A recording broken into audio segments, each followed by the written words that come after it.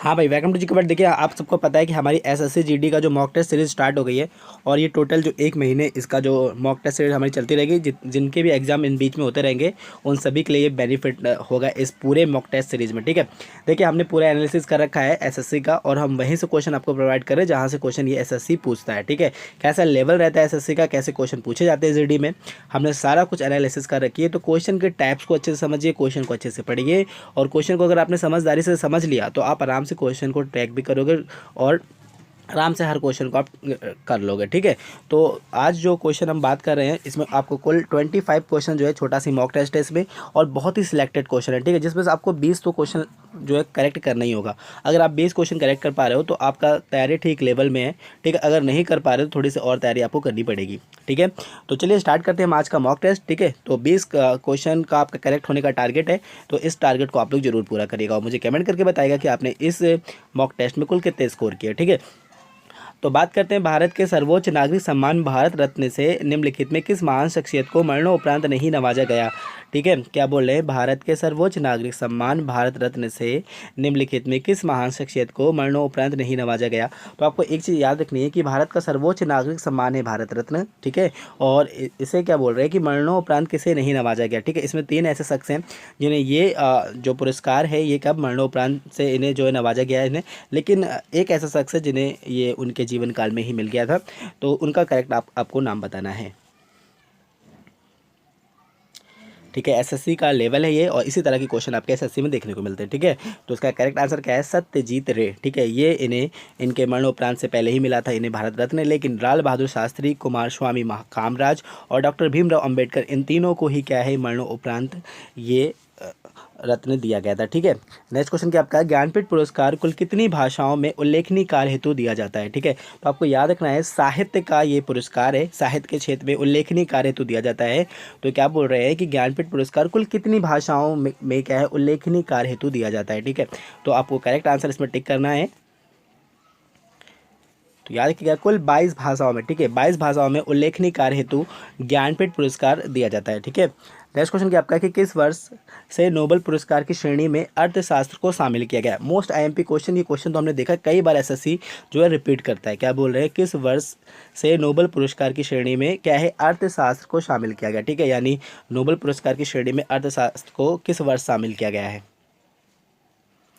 तो रहेगा 1968 में। ठीक है, नेक्स्ट क्वेश्चन क्या आपका है कि निम्नलिखित में कौन से व्यक्ति जिन्होंने सर्वप्रथम साहित्य के लिए नोबेल पुरस्कार जीता था। ठीक है, सॉरी क्या बोल रहे हैं, निम्नलिखित में कौन से व्यक्ति हैं जिन्होंने सर्वप्रथम साहित्य के लिए नोबेल पुरस्कार प्राप्त किया। कई बार ये क्वेश्चन भी रिपीट होता है। तो देखिएगा साहित्य के लिए नोबेल पुरस्कार जीतने वाले पहले भारतीय थे कौन, रविन्द्रनाथ टैगोर जी, और इन्हें गीतांजलि के लिए इस पुरस्कार से सम्मानित किया गया था। ठीक है, नेक्स्ट क्वेश्चन क्या आपके ज्ञानपीठ पुरस्कार पाने वाले प्रथम व्यक्ति थे।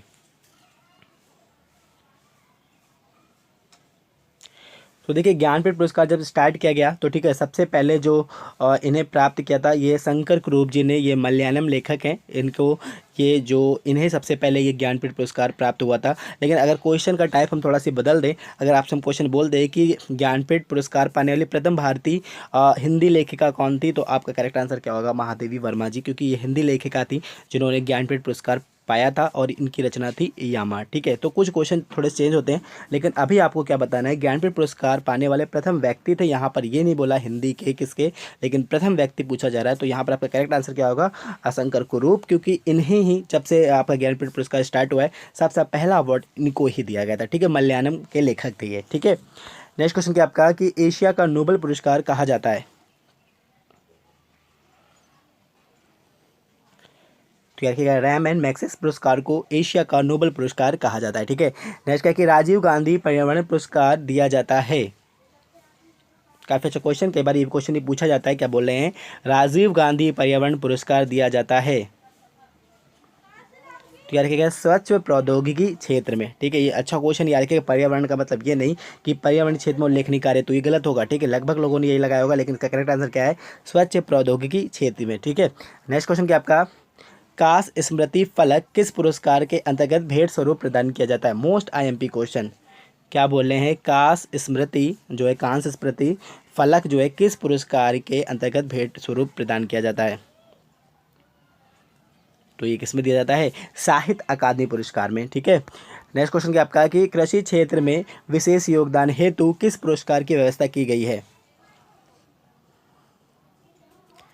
तो याद रखिएगा बोरलॉग पुरस्कार जो है ये कृषि क्षेत्र में उल्लेखनीय कार्य हेतु दिया जाता है। ठीक है, नेक्स्ट क्वेश्चन किस वर्ष से भारत रत्न पुरस्कार की शुरुआत की गई है? तो अगर 1954 से, ठीक है, 1954 से भारत रत्न पुरस्कार दिए जा रहे हैं। नेक्स्ट क्वेश्चन क्या है? स्वच्छ बच्चे स्वस्थ कार्यक्रम योजना किस शुरुआत जो करने वाला भारतीय राज्य कौन सा है? तो स्वच्छ बच्चे स्वच्छ कार्यक्रम योजना जो शुरू करने वाला भारतीय राज्य वो है आपका केरल। ठीक है, नेक्स्ट क्या कि उड़े देश का आम नागरिक यानी उड़ान योजना के तहत 1 घंटे की उड़ान का किराया रखा गया है। तो कितना रखा गया है? 2500 रुपये। ठीक है, नेक्स्ट क्वेश्चन क्या आपका कि भारत सरकार की किस योजना का संचालन भारतीय जीवन बीमा निगम को दिया गया है? Most IMP question.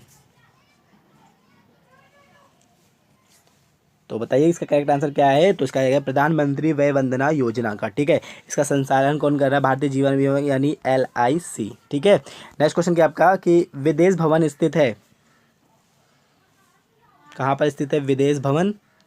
तो याद रखिएगा ये आपका स्थित है मुंबई के अंदर। ठीक है, नेक्स्ट क्वेश्चन क्या आपका इंदिरा गांधी आ लाइफ इन अ नेचर के लेखक हैं? तो कौन है? जयराम नवेद जी हैं इस पुस्तक के लेखक। ठीक है, नेक्स्ट क्या कि निम्नलिखित में गलत मिलान का चयन करें? याद रखिएगा कुचिपुड़ी उत्तर प्रदेश ये गलत है क्योंकि ये कथक होगा, और सजिया जो है ये असम का, इसमें हाँ असम का ये रोक लेते हैं। बिहू भी असम का ही है, भरतनाट्यम तमिलनाडु का, लेकिन कुचिपुड़ी ये यूपी का नहीं है, ये AP का यानी आंध्र प्रदेश का है। ठीक है, तो इस क्वेश्चन को याद रखिएगा, ये क्वेश्चन कई बार पूछा जाता है आपका। ठीक है, नेक्स्ट क्वेश्चन क्या आपका कि लता मंगेशकर पुरस्कार किस भारतीय राज्य द्वारा दिया जाता है? तो किस भारतीय राज्य द्वारा दिया जाता है लता मंगेशकर पुरस्कार? तो याद रखिएगा ये दिया जाता है आपका मध्य प्रदेश सरकार द्वारा। ठीक है, नेक्स्ट क्वेश्चन क्या है? किस महाकाव्य को जय संहिता के नाम से भी जाना जाता है? तो किसे जाना जाता है? महाभारत को जाना जाता है जय संहिता के नाम से। नेक्स्ट क्वेश्चन क्या आपका भारतीय जीवन बीमा निगम का मुख्यालय स्थित है? तो कहाँ पर स्थित है? ये आपका स्थित है मुंबई के अंदर। ठीक है, नेक्स्ट क्वेश्चन क्या आपका प्रधानमंत्री नरेंद्र मोदी ने किस स्थान पर राष्ट्रीय पुलिस स्मारक का उद्घाटन किया है? राष्ट्रीय पुलिस स्मारक का उद्घाटन किया गया है न्यू दिल्ली के अंदर। ठीक है, नेक्स्ट क्वेश्चन क्या आपका कि निम्नलिखित में किन्हें हिंदी साहित्य का पिता कहा जाता है? काफ़ी अच्छा क्वेश्चन ये भी, क्या बोल रहे हैं? निम्नलिखित में किन्हें हिंदी साहित्य का पिता कहा जाता है? तो याद रखिएगा भारतेंदु हरिश्चंद्र जी को कहा जाता है हिंदी साहित्य का पिता। नेक्स्ट क्वेश्चन क्या है? रामेश्वरम द्वीप किस भारतीय राज्य का हिस्सा है? Most IMP question. तो याद रखिएगा ये हिस्सा है तमिलनाडु का। ठीक है, नेक्स्ट क्वेश्चन औषधि प्रयोग का उल्लेख मिलता है? किस वेद में औषधि प्रयोग का उल्लेख मिलता है?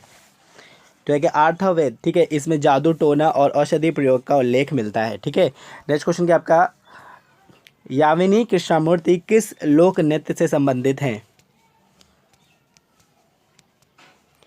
बताइए इसका करेक्ट आंसर क्या होगा? तो रखिएगा भरतनाट्यम। ठीक है, भरतनाट्यम से संबंधित है यामिनी कृष्णमूर्ति। ठीक है, नेक्स्ट क्वेश्चन क्या आपका कि यामा किसकी कृति है? तो याद रखिएगा महादेवी वर्मा जी की कृति है यामा। तो ये थे आपके 25 मोस्ट IMP क्वेश्चन। ठीक है, जल्द हम मिलते हैं आपको हिंदी के मॉक टेस्ट के साथ। SSC GD वाले बहुत अच्छे से तैयार रहिए क्योंकि हिंदी का जो मॉक टेस्ट है वो आपको बहुत अच्छे नंबर दिलाने वाला है। आई होप आपको ये वीडियो पसंद आएगा। अगर आए तो please like and share. Thank you.